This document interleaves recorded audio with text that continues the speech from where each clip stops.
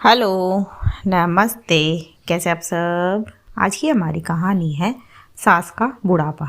शुरू करने से पहले please do subscribe my channel. चलिए दोस्तों, कहानी शुरू करते हैं। अरे सुहानी, तुम खाना लेकर आई हो। तुम तो कह रही थी कि कल मनाली जाओगी घूमने संदीप के साथ। क्या हुआ, गई नहीं? जानकी जी, सुहानी की दादी सास ने सुहानी की आंखों में उदासी देखकर उससे पूछा। तब सुहानी बोली, कुछ नहीं दादी जी, वो मम्मी जी सविता जी की तबीयत अचानक ख़राब हो गई थी, तो हमें हमारा प्रोग्राम कैंसिल करना पड़ा। दरअसल सुहानी की अभी कुछ महीने पहले ही शादी हुई है जानकी जी के पोते संदीप से। उसकी फैमिली में उसके पति और दादी सास के अलावा उसके सास ससुर सविता जी और रमाकांत जी भी हैं। सुहानी के एक नंद भी है स्वाति, जो कि शादीशुदा है। सुहानी जो है वो बहुत ही चंचल और हंसमुख है। उसने आते ही पूरे घर को अपना बना लिया। सुहानी अपने मायके में अपनी दादी के पास रहती थी, इसीलिए ससुराल में भी वो ज़्यादा समय अपनी दादी सास के साथ ही बिताती है।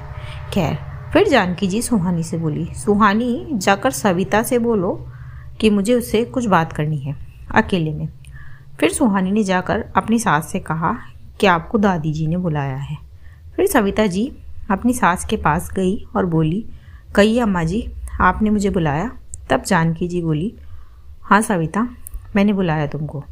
देखो सविता, आज मैं तुमको कुछ कहना चाहती हूँ बड़ी होने के नाते, और मुझे उम्मीद है तुम समझोगी।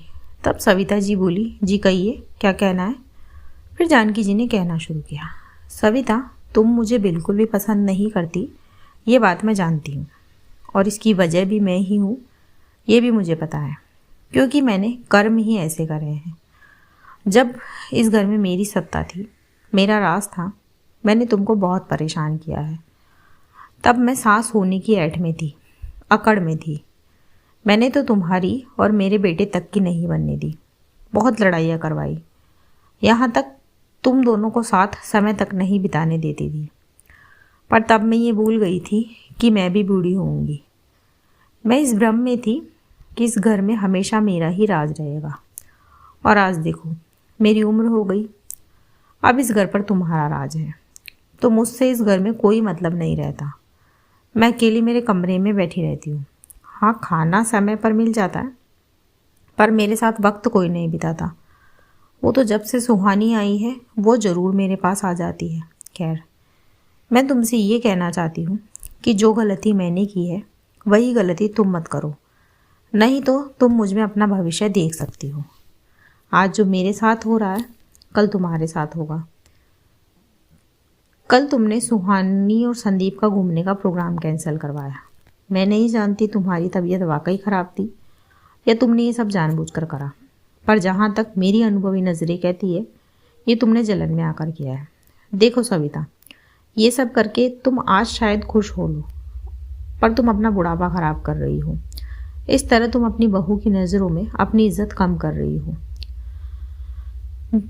और जानती हो, बुढ़ापे में ना तुम्हारा बेटा काम आएगा ना बेटी। काम तुम्हारी बहू ही आएगी। तुम आज जितना उसे प्यार और सम्मान दोगी, वही प्यार और सम्मान तुम्हारी बहू बुढ़ापे में तुमको देगी। तुम्हारे पास अभी भी समय है। मेरा तो समय निकल गया अपनी गलती सुधारने का। बाकी तुम समझदार हो। बोलकर जानकी जी ने अपनी बात खत्म कर दी। फिर सविता जी वहाँ से उठकर चली गई, और जाकर उन्होंने शांति से इस बारे में सोचा तो उनको अपनी सास की बातें सही ही लगी। फिर उन्होंने संदीप को फ़ोन करके घर बुलाया और सुहानी और संदीप को मनाली भेजा। ये खबर सुनकर सुहानी प्यार से आकर उनके गले से लग गई। तब उनको लगा कि वाकई प्यार से सब कुछ आसान हो जाता है। इसी के साथ कहानी यहीं ख़त्म होती है। कहानी आपको कैसी लगी मुझे कमेंट बॉक्स में ज़रूर बताएं। ऐसी ही और कहानियाँ सुनने के लिए मेरे चैनल KNYK हिंदी कहानियाँ को सब्सक्राइब ज़रूर करें। थैंक यू सो मच दोस्तों। Thanks for watching. Do like, share and subscribe my channel. Thank you so